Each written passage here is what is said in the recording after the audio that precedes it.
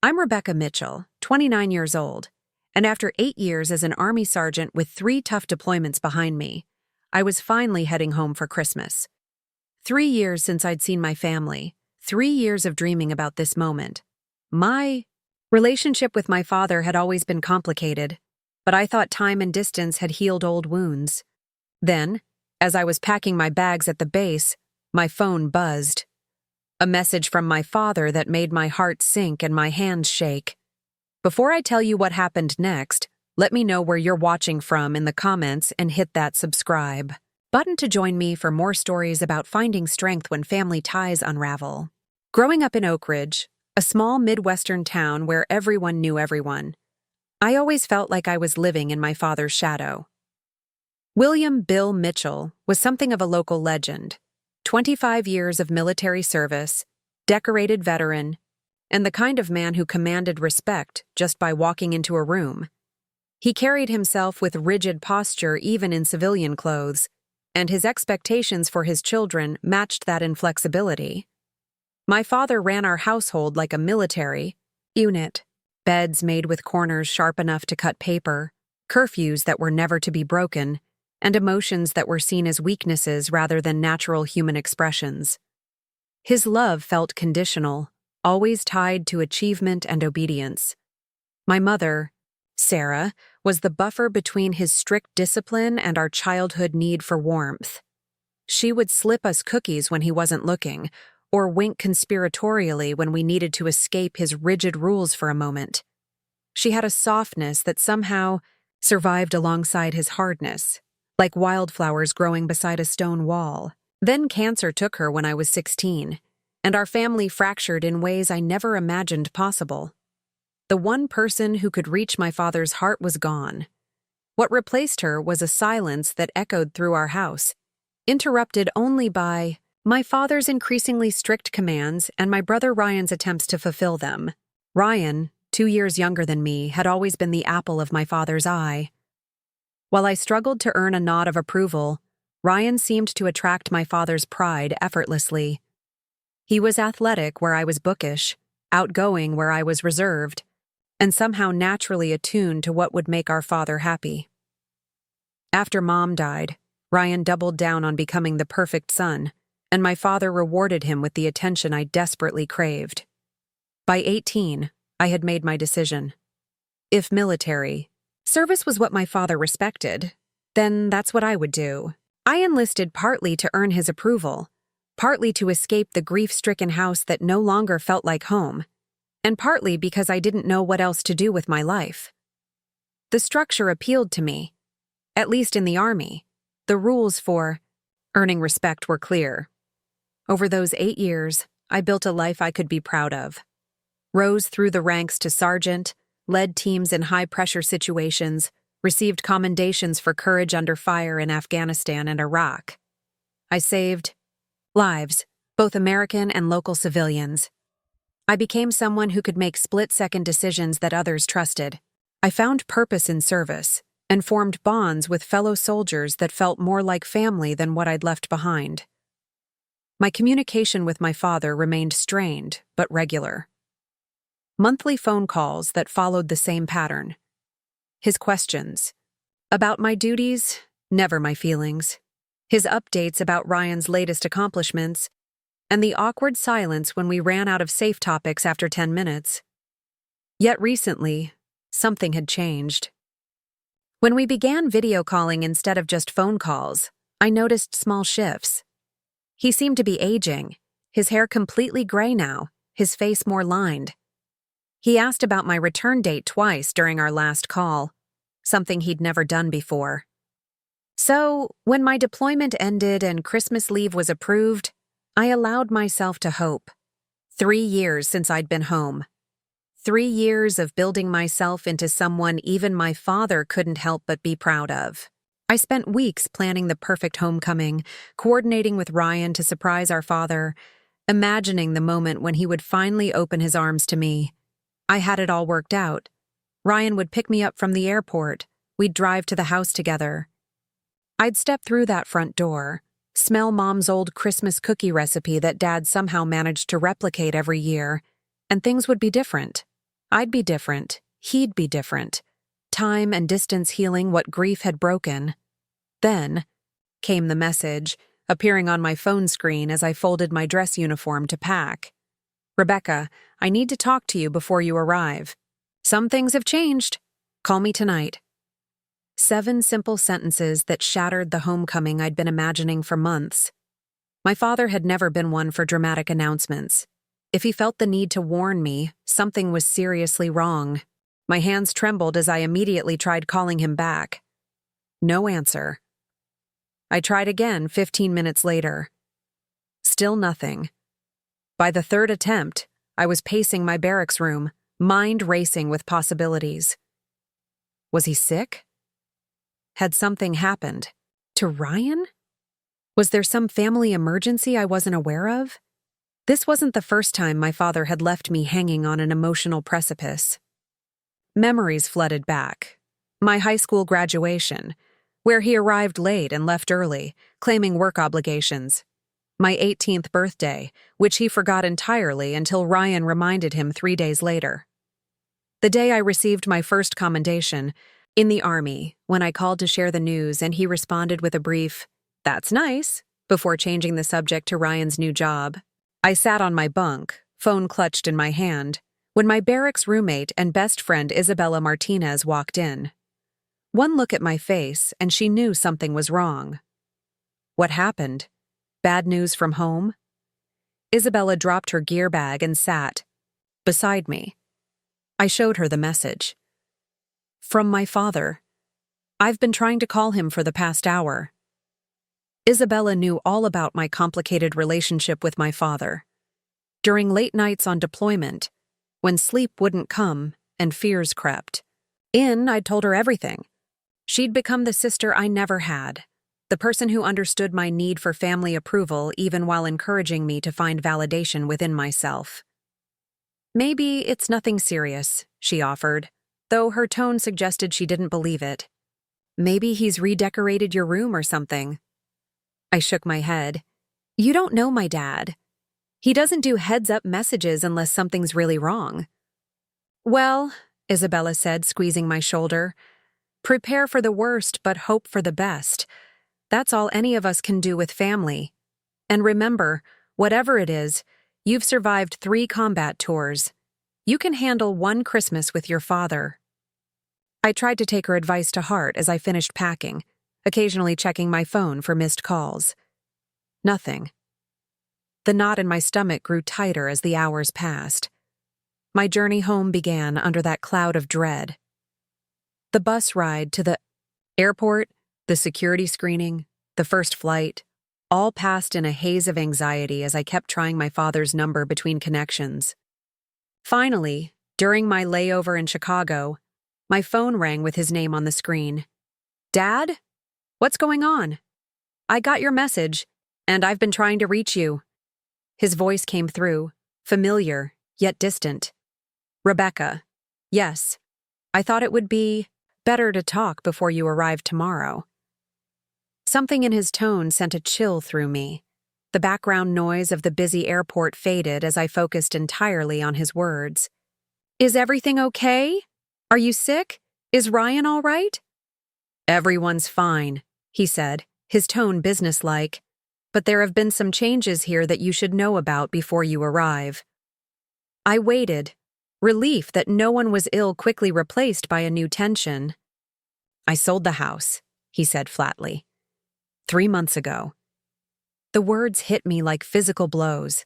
The house, our family home, the place where I grew up, where Mom had lived, where all our memories were stored. You. What? Why? Where are you living? Now? I bought a condo downtown. It's smaller, more practical for one person. One person. The words hung between us. I see, I managed to say, though I didn't see it all. Well, that's okay. I'm sure we can make it work.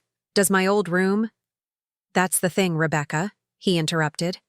The condo only has 2 bedrooms, mine and a small office. There's no guest. Room. No room for you to stay.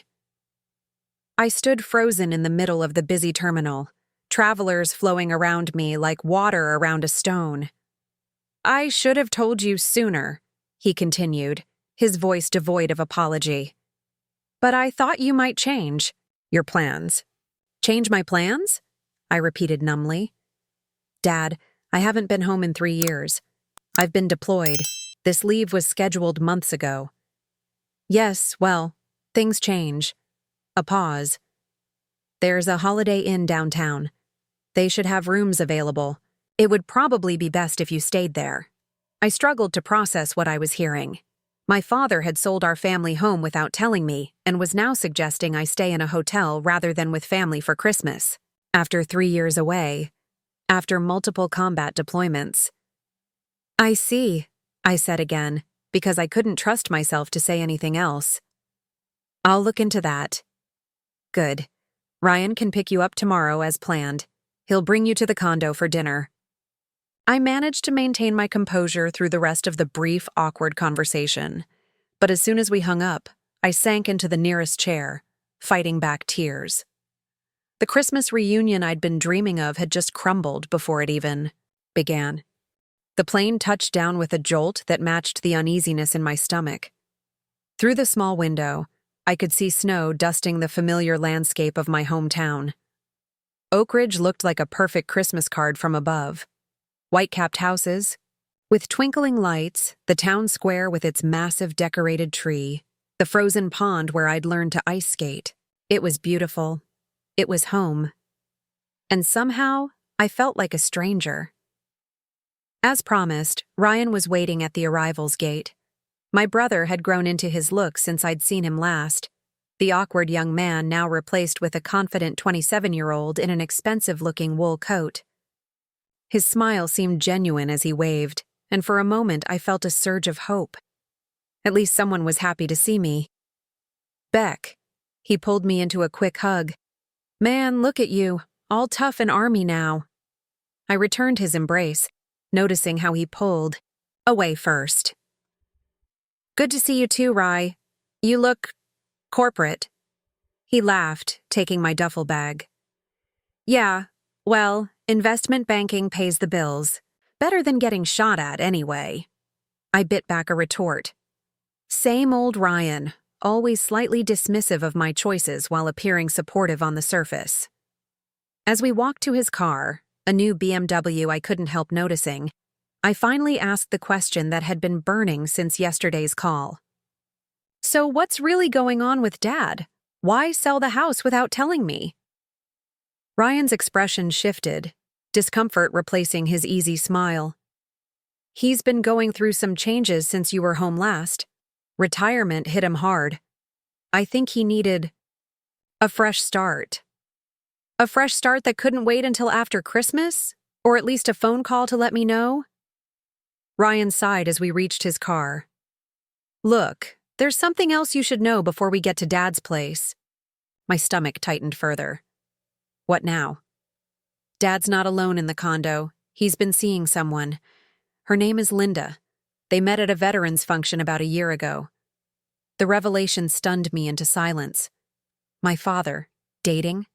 The man who had barely mentioned my mother's name since her death, who had thrown himself into work and routine rather than dealing with grief, had somehow moved on without a word to me. "I see." The phrase was becoming my shield against shock. "And she lives with him?" Ryan nodded, pulling out of the airport parking lot. "Moved in about 6 months ago. She's nice enough, a bit particular about things." The drive through town was surreal. Christmas decorations adorned every lamppost and storefront. Families walked together, bundled against the cold, and holiday music drifted from the car radio. It should have felt comforting, but each familiar landmark only highlighted how much had changed. Miller's Bakery, where Mom used to buy our birthday cakes, was now a chain coffee shop. The park where Dad had taught us to throw a baseball had been renovated beyond recognition. When Ryan finally pulled up to a modern glass and steel building downtown, I had to ask if we were in the right place. This sleek, impersonal structure couldn't be more different from our old Victorian family home with its wraparound porch and creaky floors. "Dad lives here?" I couldn't keep the disbelief from my voice. 15th floor. Great views. Ryan grabbed my bag from the trunk. Listen, Beck. Try to keep an open mind, okay? Things are different now. The condo itself matched the building. Modern, minimalist, and cold. The walls were stark white, the furniture black leather and chrome. No family photos. No Christmas decorations except for a small, perfectly symmetrical artificial tree in the corner with color-coordinated ornaments. Nothing like the chaotic, warm holiday displays Mom used to create. My father opened the door before we could knock. 8 years in the military had kept me fit, but time had changed. William Mitchell. His once dark hair was completely silver. Now his face more lined than I remembered, but his posture remained military straight. He wore pressed slacks and a button-down shirt, casual for most people, formal for a family Christmas reunion. "Rebecca?" He nodded, stepping back to let us in. No hug, no smile. Just my name spoken like a rank. "Hi, Dad." I fought the urge to stand at attention, instead moving forward for an awkward half-hug that he barely returned. "You remember the time difference? Flights were on schedule?" His questions sounded like a military debriefing. "Yes, sir. Everything went smoothly." An uncomfortable silence fell until a woman appeared from what I assumed was the kitchen. She was perhaps 10 years younger than my father, thin with perfectly styled blonde hair and an outfit that looked like it came from a luxury boutique. Her smile didn't reach her eyes. "You must be Rebecca. I'm Linda." She extended a manicured hand rather than offering a hug. "Bill has told me so much about you." Somehow I doubted that. The way she looked at me, slightly wary, slightly judgmental, suggested whatever she'd heard hadn't been entirely positive. Dinner was an exercise in restraint. We sat around a glass dining table that looked like it had never seen a family meal before, eating catered food that Linda had ordered because cooking isn't really my thing. The conversation moved in awkward starts and stops. "So Ryan tells me the bank is considering you for a promotion," my father said, looking at my brother with unmistakable pride. Ryan launched into a detailed explanation of his latest project, using financial terms I didn't understand, but that my father nodded at appreciatively. I picked at my food, feeling increasingly invisible. "And what about you, Rebecca?" Linda finally asked, her tone suggesting she was making an effort to include me. "Will you be making the Army a career?" Before I could answer, my father interjected. "Rebecca has always been drawn to unconventional choices. I imagine she'll stay until something else catches her interest." The dismissal in his tone was unmistakable. 8 years of service, multiple commendations, and he spoke of my career as if it were a passing phase. "Actually," I said, keeping my voice steady, "I've been selected for officer candidate school. If all goes well, I'll be commissioned as a lieutenant next year." I'd been saving this news, hoping it would finally earn his respect. Instead, he merely nodded. "That's nice. Pass the salt, would you?" As dinner progressed, I noticed something that made my heart sink further. On a shelf behind my father's chair sat several framed photos and awards, all Ryan's. His college graduation, his firm's recognition for some financial achievement, a photo of him and Dad at a golf tournament. Not a single image of me. Not even in uniform. By the time dessert was served, a store-bought cheesecake that no one really wanted, the tension was thick enough to cut with a knife. I excused myself as soon as was polite, claiming jet lag and the need to check into my hotel. "Ryan can drive you," my father said, not arguing with my early departure. "I can call a cab," I offered, not wanting to inconvenience my brother. "Don't be silly," Linda said with a tight smile. "Family should help family." The irony of her statement, given that I was being sent to a hotel rather than staying with family, wasn't lost on me. As Ryan drove me to the Holiday Inn, neither of us spoke until he pulled up to the entrance. "He doesn't mean to be so distant," Ryan finally said, not meeting my eyes. He just doesn't know how to connect anymore. I grabbed my bag from the back seat. Seems like he connects fine with you, and Linda. Ryan had no answer for that. I thanked him for the ride and walked into the hotel alone, fighting back tears that I refused to let fall. This wasn't at all the homecoming I had imagined. Christmas Eve morning dawned bright and cold, sunlight reflecting off fresh snow. I stood at my hotel window, watching families walk by with shopping bags and holiday excitement. Despite the previous day's disappointment, I was determined to salvage what I could of this Christmas.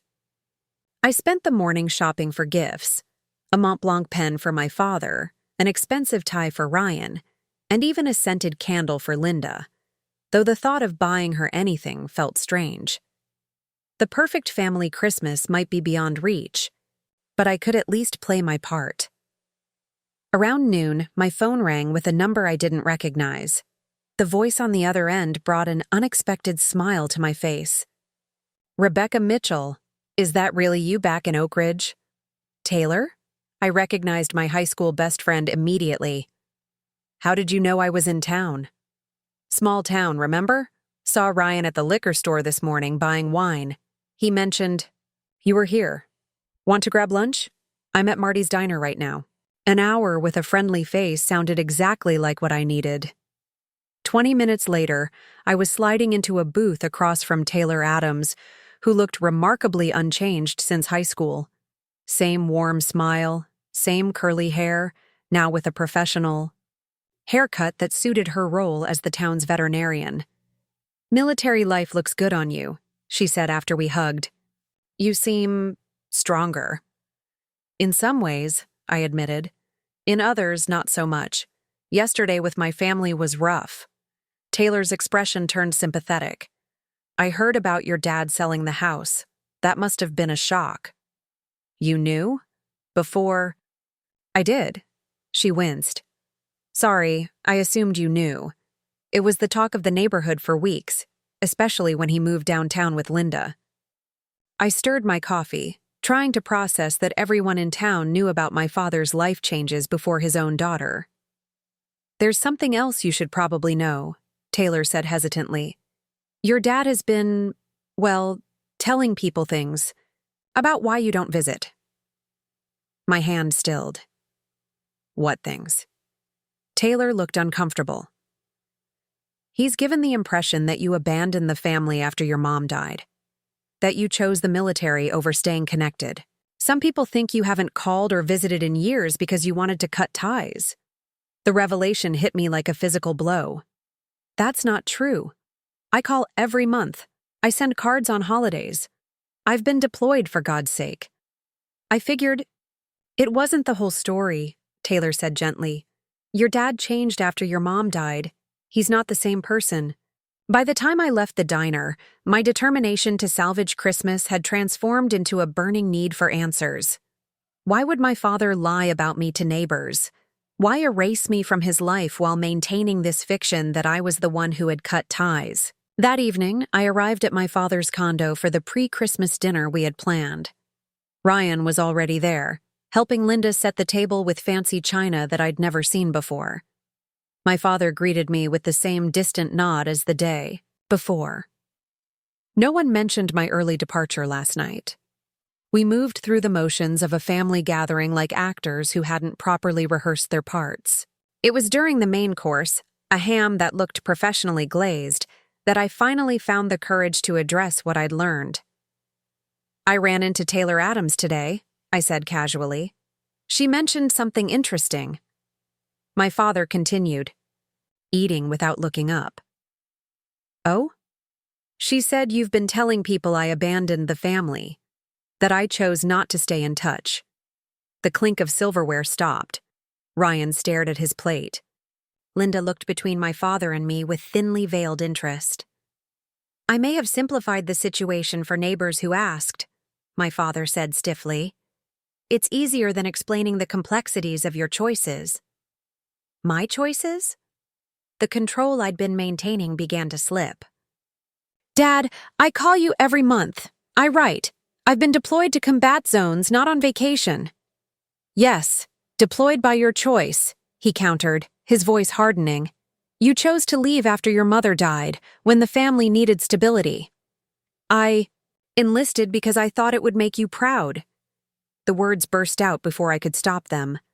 I was trying to follow in your footsteps. My father set down his fork with deliberate precision. My military service was about duty and responsibility. Yours was about running away. The accusation stung with its kernel of truth. Yes, I had wanted to escape the grief-filled house, but I'd also genuinely wanted to serve. That's not fair, Ryan interjected, surprising me with his defense. Beck has served honorably. Stay out of this, Ryan, my father snapped. You don't know everything. Then tell me, I insisted. What's really going on here? Why sell the house without telling me? Why tell people I abandoned the family? Why act like my service means nothing? My father's face flushed red. You want the truth? Fine. Every time I look at you, I see your mother. And I see how you weren't there when she needed you most. The accusation landed like a slap. What are you talking about? I was 16 when Mom died. I was in school. I was grieving too. You were always off with your friends, always too busy with your own life. Those last months she asked for you, and half the time you weren't there. I stared at him in disbelief. I was 16, I repeated. You never told me she was asking for me. You never said I should be home more. I shouldn't have had to tell you, he replied coldly. A daughter should know. The pieces suddenly fell into place. His distance, his resentment, his dismissal of my achievements. For 15 years, my father had been blaming me for not being present enough during my mother's illness, a burden I'd never known I was carrying. So, the house, I began, my voice barely steady. I sold it because it was full of memories of both of you, he admitted. Your mother in every room. You in spaces you left behind. It was time for a fresh start. Linda reached over to squeeze his hand, her earlier facade dropping to reveal genuine concern. I realized with a jolt that she wasn't the villain in this story. She was simply someone who had accepted my father's version of events. And you knew about this? I turned to Ryan, betrayal fresh and sharp. My brother couldn't meet my eyes. I knew Dad was struggling with memories. I didn't know he blamed you specifically, but I knew he had feelings about how things happened with Mom. And you never defended me? Never told him how unfair that was? Ryan shrugged helplessly. It was easier to just let it be. The dinner completely disintegrated after that. My father retreated into cold silence. Linda made awkward attempts at changing the subject. Ryan looked miserable. I stood up, no longer able to maintain the pretense. I think I should go. No, one argued. No one asked me to stay. As I gathered my coat and the gifts I'd bought, now seeming foolish and naive, I felt something break inside me. Not just disappointment, but a final shattering of the illusion that time and distance could heal what was broken in our family. I left without saying goodbye, tears finally falling freely as I stepped into the cold night air. The hotel room felt especially empty that Christmas Eve. I sat on the edge of the bed, still in my coat, staring at the generic holiday decorations the hotel had placed in each room. A small artificial tree on the desk, a paper garland hanging limply across the mirror. In the adjacent rooms, I could hear families talking and laughing, children excited about Santa's arrival, all the normal sounds of Christmas Eve that made my solitude feel even more profound. I pulled out my phone, scrolling through old photos I rarely looked at, pictures from childhood, my mother's smile bright and alive, my father standing tall and proud in his uniform at my high school graduation. Had he already blamed me then? Had he been harboring that resentment even as he posed for family photos? Memories of my mother's illness flooded back. The progression had been quick and brutal.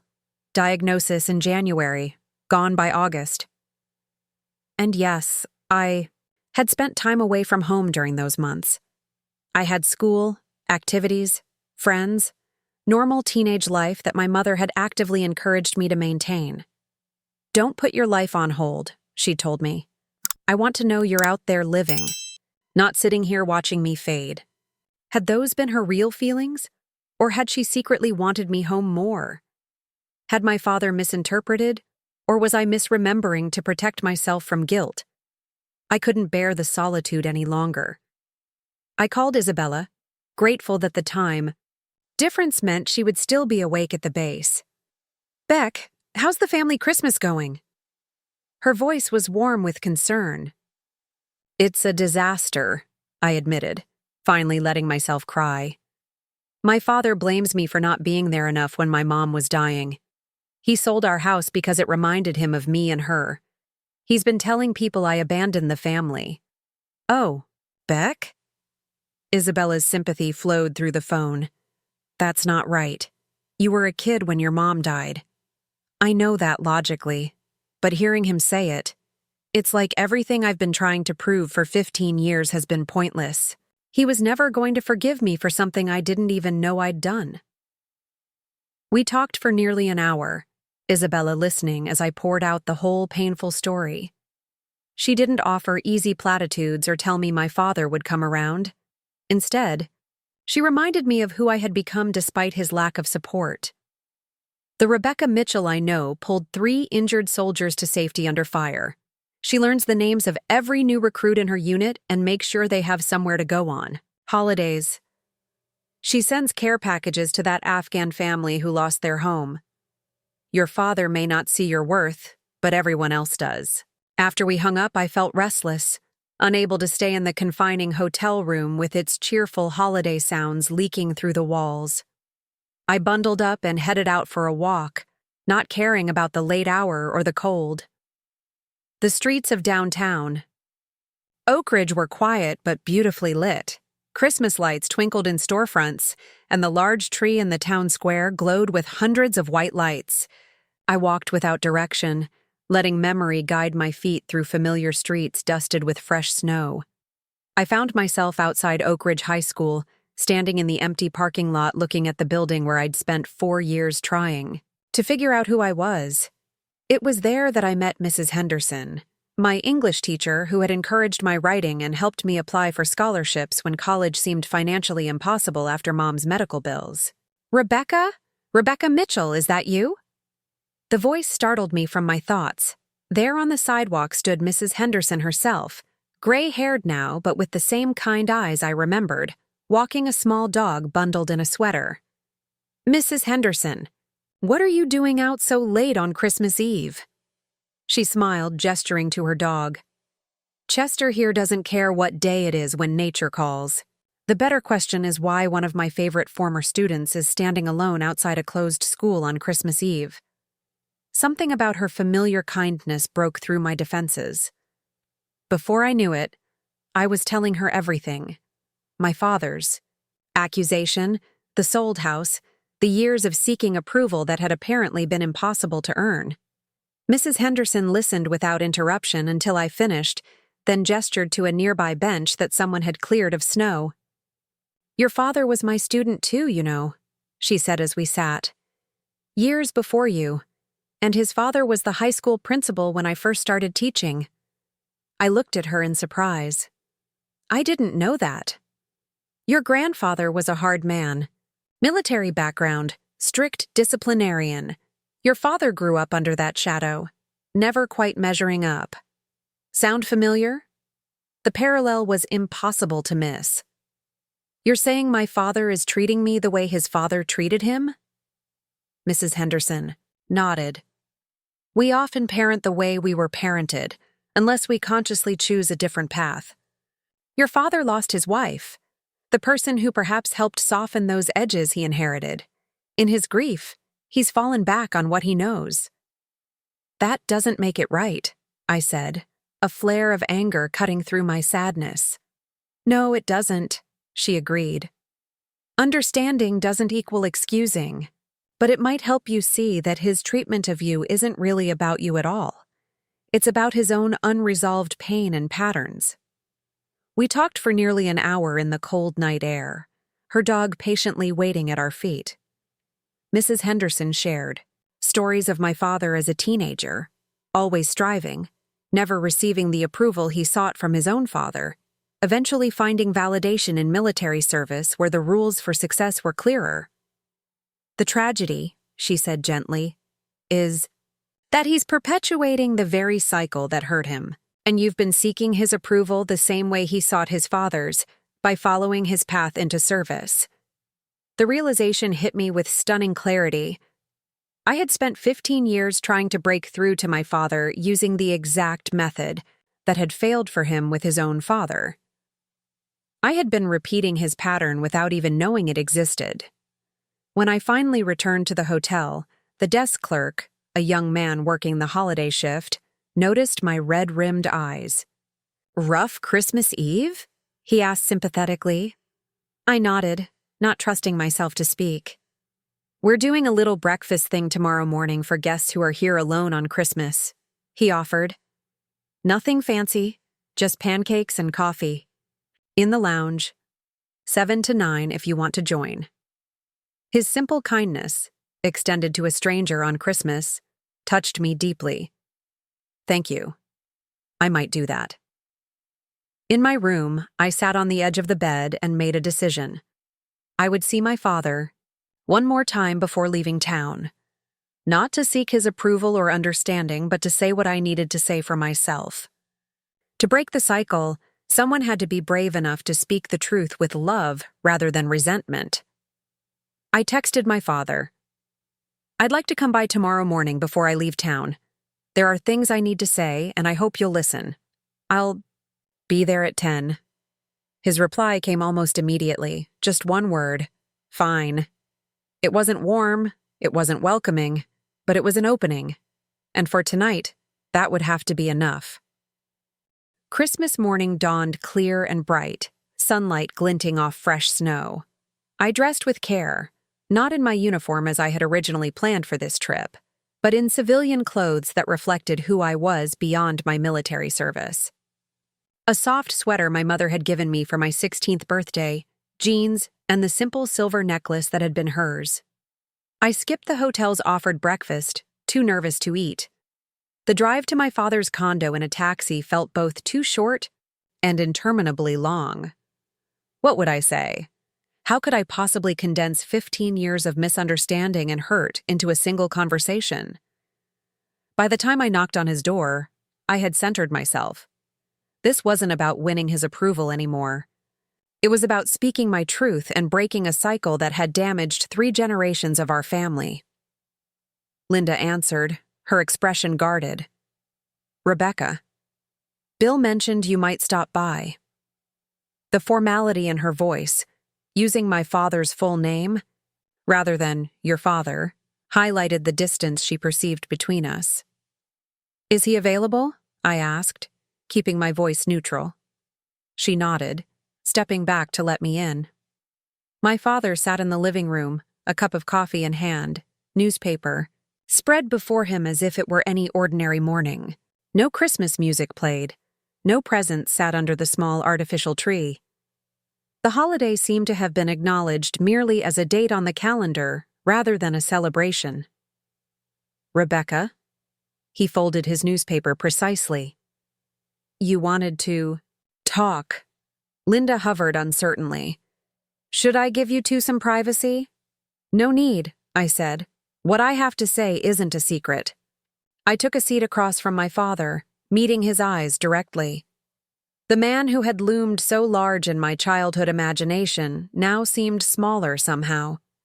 Not physically, but in the power he held over my sense of self-worth. "I've spent 15 years trying to earn your approval," I began, my voice steady. "I joined the military because I thought it would make you proud. I've pursued commendations and advancement partly because I hoped they would finally make you see me. But I realize, now that nothing I achieve will ever be enough, because the problem isn't with my accomplishments. It's with what you believe about me. My father's expression remained impassive, but his hands tightened around his coffee cup. You believe I wasn't there for Mom. But Dad, I was 16. I was a child losing my mother. And she specifically told me to keep living my life, to not sit by her bedside watching her die. If you needed me home more, that was your responsibility to tell me, not expect me to intuit. Your mother wouldn't have had to tell me to stay, he countered, though with less force than the night before. Because you're not me. We're different people. I'm not you, and I'm not Mom. I'm Rebecca. And the Rebecca who exists, not the one you wish existed, has built a life of service and meaning. I've saved lives. I've led teams through impossible situations. I've created a chosen family of fellow service members who value me exactly as I am. I leaned forward, my voice softening. I understand now that you're carrying your own burdens. Mrs. Henderson told me about your father, about the approval you never received. And I'm sorry for that pain. But I won't let you pass that burden to me anymore. At the mention of Mrs. Henderson and his father, something shifted in my father's expression. A flash of vulnerability quickly masked. You don't understand, he began, his voice rising defensively. I understand more than you think, I interrupted gently. I understand that grief changes people. I understand that losing Mom devastated you. I understand that seeing me might remind you of her and that pain. But Dad, that's not my fault. And it's not fair to punish me for it. The door opened behind me, and I turned to see Ryan entering with a small gift bag. He stopped short, sensing the tension. Sorry, am I interrupting? Your sister is sharing her feelings, my father said, a slight edge of mockery in his tone. That sparked my anger anew. Ryan looked between us. Maybe I should come back. No, stay, I said. This concerns you too. I turned back to my father. For years, I've watched you shower Ryan with the approval you withhold from me. I don't blame him for accepting it. We all want our parents' love. But the disparity has damaged both of us and our relationship with each other. Ryan set down his gift bag, his expression troubled. Beck, that's not... It is true, I said, firmly. And it's not your fault, but it is reality. To my surprise, Ryan didn't argue further. Instead, he moved to stand beside my chair, a physical statement of support I hadn't expected. Dad, I've watched this for years, he said quietly. The way you treat Beck differently, the way you dismiss her service while celebrating my much less significant achievements. I never said anything because it benefited me. And that was wrong. My father's face flushed with anger. So now you're both ganging up on me? In my own home? On Christmas? This isn't an attack, I said calmly. This is an invitation to heal, to break a cycle that goes back to your father and probably before him. You can choose to be defensive and push us away, or you can choose to listen and perhaps find a new way forward. For a moment, I thought he might order us both to leave. His hands shook slightly, and his jaw clenched in the way I remembered, from childhood arguments. But then something unexpected happened. Linda, who had been silent throughout, placed a hand on his shoulder. Bill, she said softly, listen to her. My father looked up at her in surprise, then back at Ryan and me. Something in his rigid posture crumbled slightly. I never wanted to be like my father, he said, his voice barely audible. He never thought I was good enough. Nothing I did. Nothing was ever enough. I know, I said gently. And I've felt the same way with you. When your mother died, he continued, the words coming with difficulty, I didn't know how to be both parents. I didn't know how to handle my grief and yours too. It was easier with Ryan because I reminded you less of Mom, Ryan finished. I know, Dad. I've always known that. My father nodded, a slight movement that acknowledged a truth he had never spoken aloud. I'm not asking you to change overnight, I said. I'm not even asking for an apology right now. What I'm asking is that you see me, really see me, for who I am, not who you wish I was or who you fear I am. And I'm telling you that I won't keep seeking approval that's always just out of reach. I deserve better. We all do. The silence that followed felt different from the tense silences of previous days. It held possibility rather than recrimination. My father didn't respond immediately, but he didn't dismiss me either. He seemed to be genuinely considering my words. I stood, ready to leave regardless of his response. I had said what I needed to say. The rest was up to him. I should go, I said. My flight leaves this afternoon. My father looked up at me, his expression complex. You could stay for lunch before you go, if you want. It wasn't an emotional reconciliation. It wasn't an admission of wrongdoing or a promise to change, but it was an opening, however small. I'd like that, I said simply. As I gathered my coat, preparing to return to the hotel to collect my things, Ryan followed me to the door. I'm sorry, he said quietly, for not standing up for you sooner, for taking the easy path.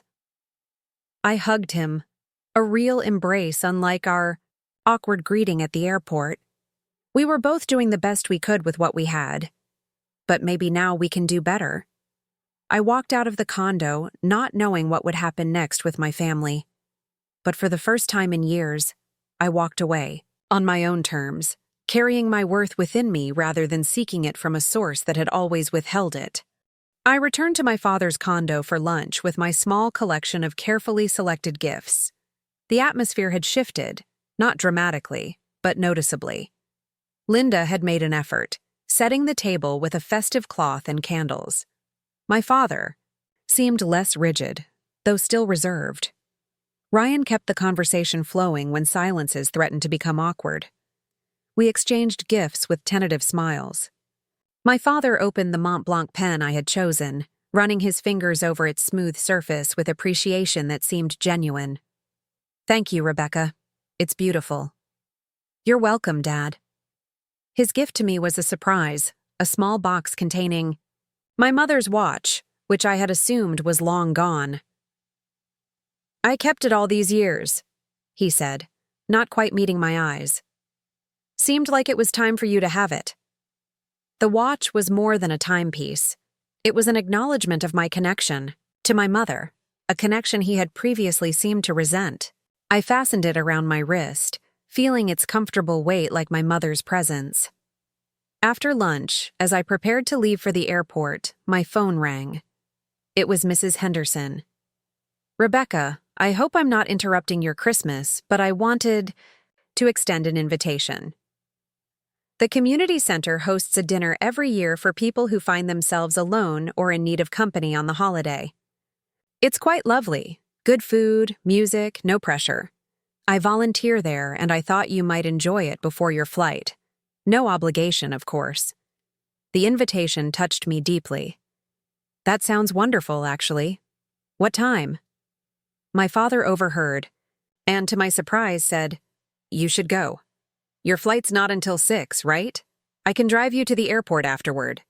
It wasn't quite an olive branch, but it felt like something new. An acknowledgement of my independence coupled with an offer of support. The community center was transformed when I arrived. Long tables set with real china, volunteers in Santa hats serving home-cooked food, a small band playing gentle Christmas music. Mrs. Henderson welcomed me with a warm hug and introduced me to a diverse group of people, elderly residents without family nearby, a young couple new to town, a few veterans who nodded with respect. When they learned of my service, Found family is still family, Mrs. Henderson whispered as she guided me to a seat. Sometimes it's even better because we choose it. For 2 hours, I experienced a different kind of Christmas. One based not on obligation or history, but on genuine connection and acceptance. No one there expected me to be anyone other than who I was in that moment. no one measured me against impossible standards or past mistakes. The simple joy of shared food and conversation felt like a healing balm after the tension of previous days. As promised, my father arrived to drive me to the airport. The car ride was quiet, but not uncomfortable. As we pulled up to the departures terminal, he cleared his throat. "Rebecca, this wasn't the Christmas either of us expected." "No," I agreed. "It wasn't. Ryan called after you left. He wants to visit you at your base sometime. Says he's never seen where you work, what you do." The information surprised me. "I'd like that." My father gripped the steering wheel, staring straight ahead. Maybe I could come too, someday, if that would be all right." The offer wasn't delivered with warmth or emotion, but I recognized what it cost him to make it. "I think that could be good, Dad. When you're ready." As I gathered my bag from the back seat, my father reached into his pocket and handed me a small envelope. "Merry Christmas, Rebecca." I opened it after checking in for my flight. Inside was an old family photo I'd never seen before, my mother holding me as a baby, my father standing beside her with a rare, unguarded smile. On the back, he had written simply, "I'm sorry." 2 words, not a full acknowledgement of everything. That had happened. Not a promise of complete change, but a beginning. A crack in the wall that had stood between us for so long. When I arrived back at the base that evening, Isabella was waiting, ready with hot chocolate and a shoulder to cry on if needed. I showed her the photo and my mother's watch. "So it wasn't the Christmas reunion you dreamed of," she said. "But maybe it was the one you needed." "I think you're right," I replied. For the first time, I spoke my truth without worrying about his reaction. And for the first time, I think he actually heard me. In the days that followed, I found myself gathering with other service members who had returned from difficult holiday visits home. We shared stories, offered support, and created our own celebration on New Year's Eve. In those conversations, I recognized that my experience wasn't unique. Many of us carried family wounds alongside our service commendations. That recognition sparked an idea. With Isabella's help, I started a weekly support group for military personnel dealing with family estrangement or difficult relationships. We called it bridge building, focusing not on placing blame, but on finding healthy ways to either repair relationships or establish boundaries when necessary. 6 months later, a letter arrived from my father. Not an email or a text, but a handwritten letter on proper stationery. He wrote about seeking counseling through the VA, about conversations with Ryan about family patterns, about memories of my mother he was finally allowing himself to revisit. He ended with, "I don't expect your forgiveness, Rebecca, but I want you to know I'm trying to understand where I went wrong. I'm trying to be better than my father was. Then I was. If you're willing, I'd like to try again. On your terms." I didn't respond immediately. Part of my healing journey was learning that I didn't need to rush to accommodate others' timelines, even when their intentions were good. When I did write back, I suggested small steps, regular phone calls with clear boundaries, a possible visit when I had leave again. My relationship with my father remains a work in progress. Some days are better than others. Old patterns emerge and must be gently corrected. But the difference now is that I no longer measure my worth by his approval. I've learned that true courage isn't found in combat, though I've faced that too. It's found in facing family wounds with honesty and in breaking cycles that have persisted for generations. To those of you watching who recognize your own family pain in this story, especially during the holidays when expectations run high and disappointments cut deep, I want you to know you're not alone. Whether you're serving in uniform far from home or sitting in the same room as family members who don't truly see you, your worth isn't determined by their recognition of it. Sometimes the bravest thing we can do is speak our truth with love, set healthy boundaries, and build chosen families that support us as we are.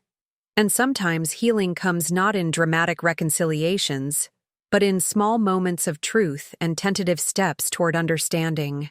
Have you ever had to confront a family member about long-standing hurts? What helped you find the courage to speak your truth? Share your experiences in the comments below. And if this story resonated with you, please like, subscribe, and share it with someone who might need to hear that they're not alone in their family struggles. Thank you for listening, and I wish you peace and healing on your own journey.